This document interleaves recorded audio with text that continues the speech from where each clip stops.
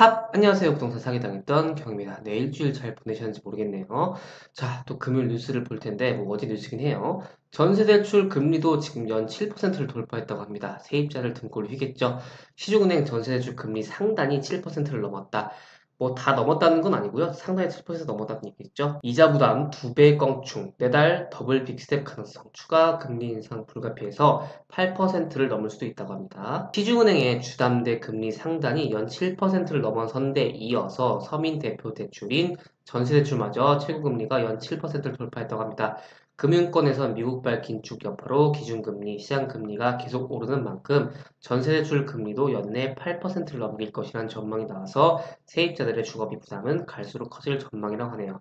자, 하나은행의 대표 전세대출 중 하나인 우량주택전세론의 금리는 이날 기준 5.842에서 7.142로 해서 상단이 7%를 넘었다고 합니다. 하나전세금 안심대출도 금리가 5.94에서 7.042로 상당히 7%를 넘었습니다. 신한은행의 신한전세대출 서울보증도 금리가 연 4.74에서 6.74까지 올라서 6% 후반에 다다라 7% 진입이 임박했고요. 농협은행과 KB국민은행도 일부 전세대출 상품 최고금리가 연 6%대 초중반, 그리고 우리은행은 전세대출 최고금리가 5% 후반대로 상대적으로 조금 낮은 편이네요.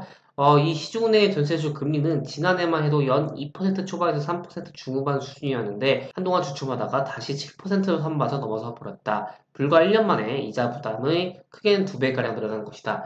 뭐 제가 아는 지인만 하더라도 글쎄요, 원래 전세대출 대출 이자만 한 50만 원 정도 나가는데 지금은 한 80만 원 정도 나간다고 하네요. 대충 예시가 나옵니다. 3%로 2억 원을 빌린 경우 한 달 지금 한 50만 원 냈었었는데 올해 금리가 6%까지만 올라도 월 납입 이자는 100만 원으로 2배 이상 늘어나게 돼요.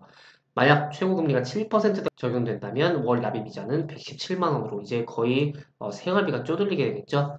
자, 이처럼 전세대출이자 부담이 커진 것은 당연히 미국의 고강도 긴축 정책과 한국은행의 잇따른 기준금리 인상 여파로 코픽스와 금융채 금리가 덩달아 뛰었기 때문이죠. 그래서 9월 신규 취급의 기준 코픽스는 기준금리 인상 여파로 12년 7월 이후 10년 2개월 만에 최고치인 3.4%까지 치솟았다.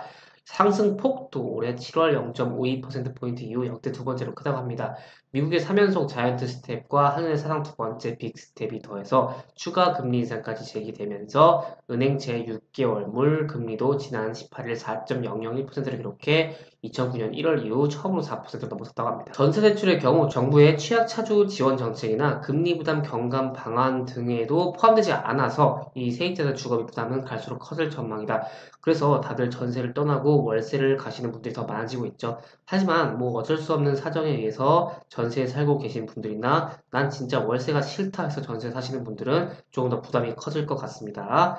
자, 정부는 지난달부터 변동금리 주담대를 저리의 장기 고정금리를 바꿔주는 안심전환 대출을 실행하고 있죠. 근데 전세대출은 지원하지 않아요. 대출금리 인상 폭을 일정 수준으로 제한하는 금리 상한형 대출도 이 주담대만 대상으로 해요. 그러니까 집이 있는 사람이 이 대출을 조금 바꿔주는 건 되나 전세에 사는 사람들은 이 지원이 안 된다. 자, 그래서 이 전세 주기용 비중이 높은 2030 세대 젊은 층이 타격이 가장 클 것으로 예상된다고 합니다. 자, 주택금융공사에 따르면 올해 1월에서 7월까지 이 은행 대출을 상환하지 못해서 공사가 대신 갚아준 금액이 한 1,727억이었고 그 중에 절반이 2030 세대가 빌린 돈이다. 상당수가 최근 급격한 금리 인상으로 불어난 이자를 감당하지 못하고 있는 것으로 알려져서 취약계층 주거비 부담에 대한 우려가 커지고 있다고 합니다. 뭐 이 기사를 보고 2030 세대분들을 욕할 건 아니에요.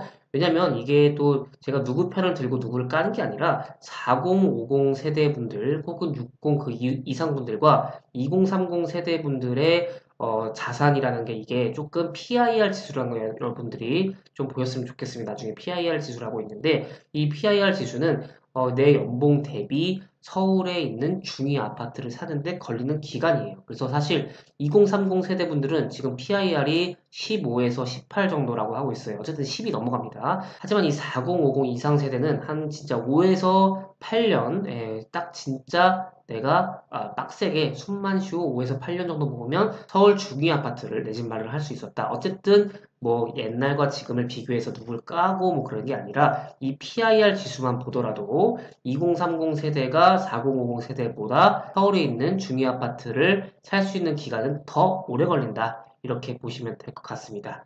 네, 오늘은 일단 이렇게 또 내용을 조금 좋지 않은 내용을 봤는데 앞으로도 좀 이게 좋아져야 할 텐데 계속해서 이런 추세가 이어질 것으로 보이네요.